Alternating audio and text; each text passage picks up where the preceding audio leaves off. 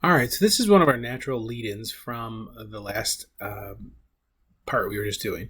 When we're trying to compare information and look at different data points, we want to make sure that we are getting as close to objective reality as possible.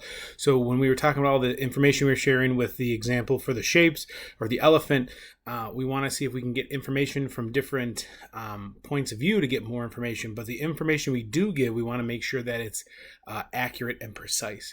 And these words are going to be kind of used in a couple different ways, but I want to clarify the specific meanings, especially within labs and things like that when we're taking measurements. So accuracy and precision is really important. All right, let me get my head out of the way. So let's think about our black box talk we did, that little activity. We don't know what's in the box. How are we going to observe what's in there? We're going to take measurements and observations. So what if the box was made of solid gold? So everybody agrees it's solid gold for whatever reason based on their measurements and things like that. So we want to go through and look at some measurements. So A thinks it's 4 ounces, B thinks it's 3 ounces, and C thinks it's 3.458 ounces. And all these measurements could be correct, they could be wrong. We want to see how accurate and how precise they are. So in order to see if those numbers are correct, we need to know what the actual mass is. And to kind of help justify why should you care about being accurate or precise, I want to give you just a for real example in here. So the selling price of gold is really expensive. It's 1,787.5 ounces. That might be troy ounces, but don't worry about it. For the purposes of this, we're just going to assume that's how much it is an ounce.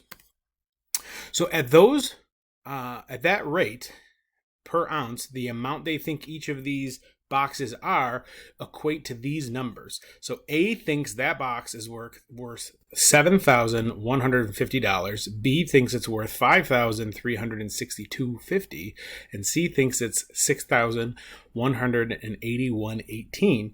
That's a big difference, right? That's almost $2,000 between the highest and the lowest. So if you were buying or selling this box, you want to make sure you're getting the best price one way or the other. So that makes a huge difference.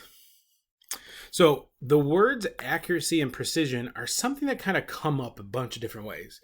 So we're going to look at, assuming this is the actual mass of that box is 3.45765 ounces. And we want to look at who was accurate or precise. The thing that gets people kind of confused here is people kind of almost think they're the same thing, but they're not.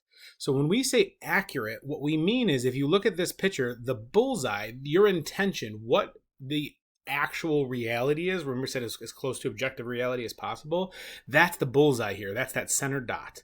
So if you have dots all over the place and there's no rhyme or reason and they don't really stay in one area, it is neither accurate or precise.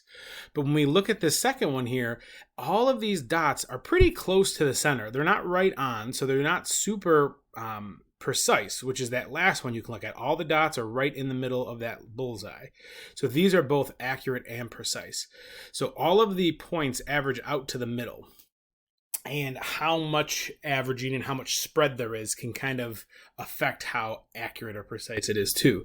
This is the one that trips everybody up. So when you look over here where you're seeing this precision, is it true?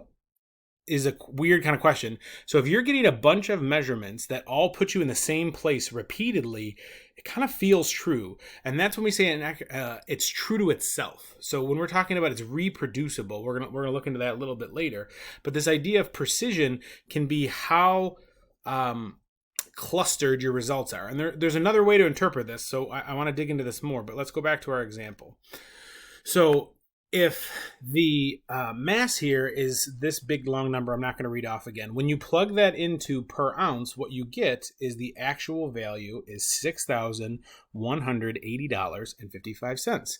So when we compare this to our people, it looks like C is the person that has the best, most accurate and or precise result. And there's a little preview. There's a sneakiness to this I'll come back to. But if you were buying this, you would have spent too much money if you thought it was worth this much, and you would have lost money if you thought it was this much, and vice versa if you were selling it. So being accurate financially makes a huge difference, and this comes up in a bunch of different ways depending on whatever job or career you end up in. So again, we want to bring this back to accuracy or precision. So who was inaccurate and who was imprecise? So when we look at the measurements and the prices, right? C seems to be the closest. They're the most accurate. It is the closest to what reality is. Also, when you look at the numbers, this says 4 ounces, this says 3 ounces. This has a lot more decimal points. So when we talk about how precise, it's how sure are you that your answer is the correct answer, and to what degree do you think it's precise? And when you look at all these decimals over here, there's a lot more. What I want you guys to realize is I have rounding rules in the library if you're not sure, but if we rounded this number to the nearest ones place, this 4 would tell you to round down. So this would have rounded to 3.